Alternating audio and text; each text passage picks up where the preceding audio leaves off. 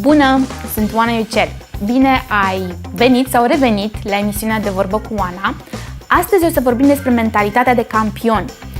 Atitudine, pasiune, provocări, dar și soluții. Revenim imediat.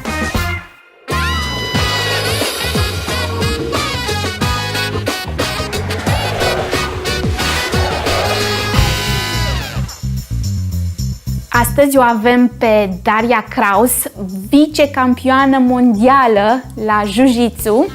Mă bucur foarte mult, Daria, să te am astăzi alături de noi în studio și sincere felicitări pentru rezultatele tale și pentru ceea ce ai obținut la doar 14 ani. Vă mulțumesc foarte mult!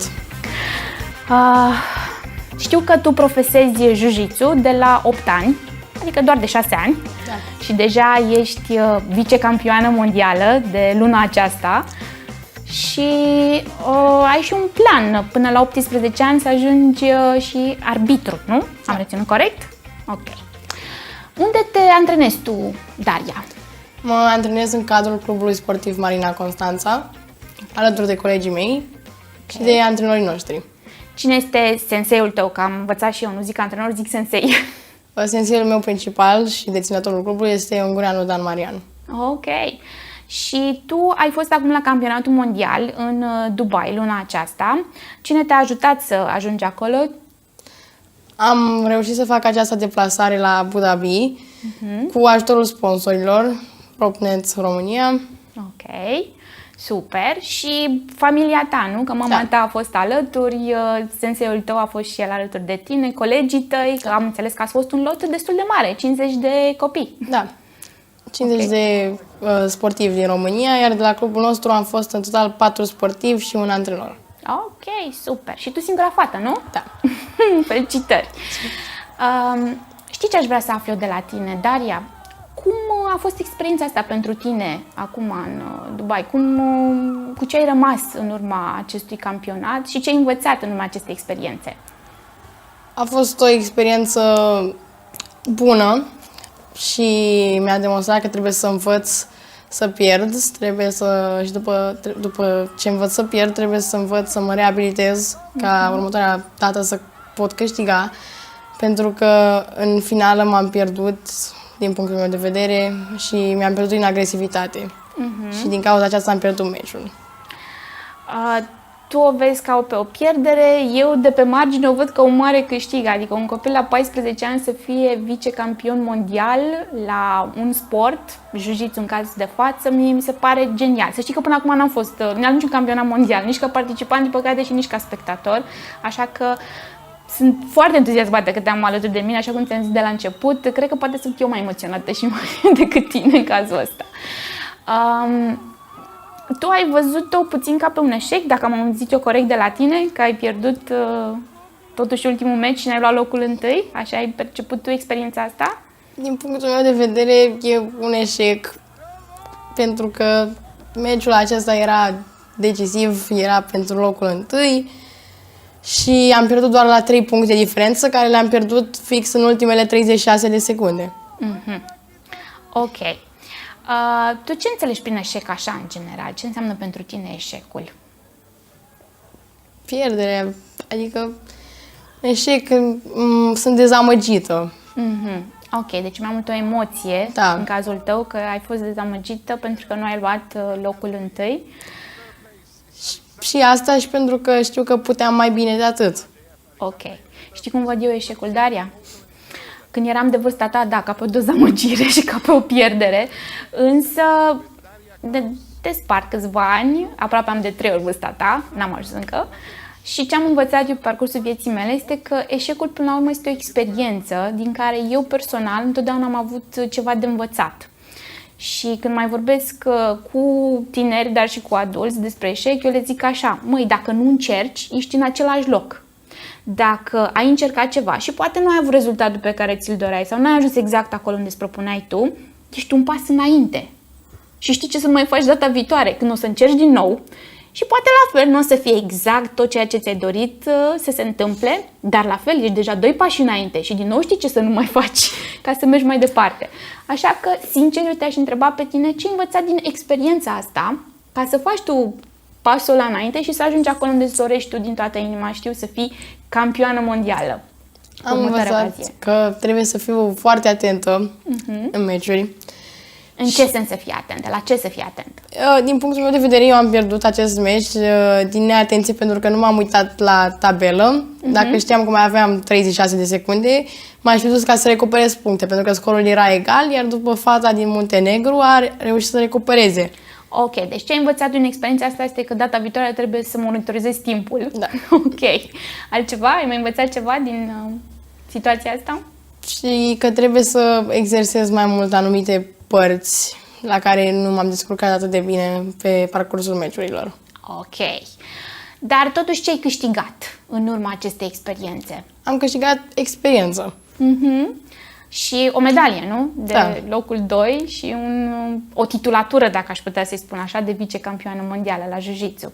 Sunt în prezent dublă vicecampioană mondială. Deci ai câștigat dublă, dublă experiența asta de vicecampioană mondială. Super, mă bucur mult pentru tine, Daria. Vezi, cine este dublă vicecampioană mondială la noi în țară, la jiu-jitsu? E cineva? Nu cred. Nu cred. Ei, cât de mult ai câștigat! Dar mă bucur că, uite, te-ai și autoanalizat, ceea ce din păcate mulți oameni nu fac în urma unei experiențe, oricum ar fi ea plăcută sau mai puțin plăcută, și să-ți iei ce ai tu nevoie de acolo, astfel încât să fii pregătită pentru următorul pas. Și eu sunt convinsă că o să ajungi să fii campioană mondială. La cum te văd eu așa determinată și un copil atât de matur, aș putea să spun, la vârsta ta. Știi ce mai sunt eu curioasă, Daria, să aflu de la tine? Cum îți găsești tu motivația asta de a depune toată munca asta și tot efortul de care ai nevoie să ajungi unde ai ajuns acum? Pentru mine, de exemplu, pentru acest concurs, motivația mea a fost, care este de 3 ani încoace, să aud imnul pe prima dreaptă a podiumului. Deci aia a fost motivația mea cea mai bună. Ok, ca să ajungi la rezultatul care l-ai avut acum, deci tu vrei să auzi imnul României când o să fii acolo pe podium. Da. Da. Și cum te pregătești tu pentru pasul ăsta, adică ca să fii acolo? Trebuie să fac foarte multe antrenamente. Ok, cam câte antrenamente faci tu așa? Păi, pentru concursul acesta am avut antrenament zilnic, chiar și câte 2 pe zi câteodată, a câte 2 ore. Ok, deci te antrenezi frecvent, la o intensitate mare, din ce înțeleg eu de la tine, pe o perioadă medie de timp, nu știu dacă asta este medie, lungă. Da, o de lună concurs. e destul de puțin din punctul meu de vedere. Ok, bun. Și ce altceva ai mai făcut tu? Ce eforturi ai mai depus ca să ajungi unde ești acum? Am făcut slăbire ca să pot trece cântarul cu succes la acest concurs. Am slăbit de la 55 de kilograme la 51-100.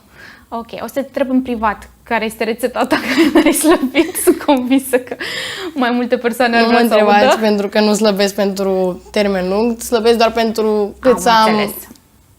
pentru cântar să trec și atât că după mâncare. Ok. Bun. Deci ce am auzit eu de la tine până acum este că ai muncit, adică multe antrenamente ca să te pregătești pentru concursul ăsta, efort și determinare, că până la urmă să dai și un anumit număr de kilograme jos și asta necesită voință și determinare. Ce altceva ai mai făcut tu ca să ajungi unde ești astăzi? Am avut voință și putere ca să continui, deși de foarte multe ori am vrut să renunț. De exemplu, chiar înainte de acest campionat mondial, cu o zi înainte să primesc această veste că particip, voiam să renunț deoarece am pierdut din forță la antrenamente și nu mă mai descurcam așa de bine. Dar când am primit vestea că particip la campionatul mondial, m-am motivat și am tras cât am putut de tare la antrenamente. Deci să fii acolo în acțiune și să-ți apară oportunitățile astea în cale, până la urmă și în casă, că și aia e casa ta, cred că acolo unde faci tu antrenamente, te-au motivat să mergi mai departe. Și uite ce surpriză plăcută ai avut. Altceva, ce mai faci tu, Daria, ca să ajungi unde ai ajuns astăzi? Cam atât. Cam atât, ok. Deci muncă, determinare, voință, aș putea spune și organizare, dacă înțeleg eu corect, cu planul ăsta pe care ți l-ai respectat tu. Adică de organizare se ocupa antrenorul, iar noi o respectăm. Ok. Deci, dacă vreau să fac un plan sau în zona de time management, de organizarea timpului, cred că ești omul potrivit cu sfaturile pe care le-ai dat tu în cazul ăsta. Aș mai vrea să mai aflu de la tine, Daria, cu ce provocări te confrunți tu, la modul general, pe drumul ăsta pe care l-ai ales de a fi un sportiv profesionist? Pentru mine deja începe să mă sâche la minte acest ghinion pe care l-am avut deja de 2 ori, să pierd o finală importantă. Și sper ca în viitorul apropiat să nu mi se întâmple același lucru, pentru că și chestia asta, dacă se întâmplă repetitiv, îți pierzi acea voință. Pentru că tot ești dezamăgit de fiecare dată și nu mai vrei. Un domn care a inventat becul, acum ceva timp, avea un interviu și un ziarist, așa, cineva din sală îl întreabă: domnul, știți că de fapt dumneavoastră ați eșuat până acum de 10 de ori? Și el a zis, zice, nu, n-am eșuat, știu ce să nu mai fac ca să ajung acolo unde îmi doresc.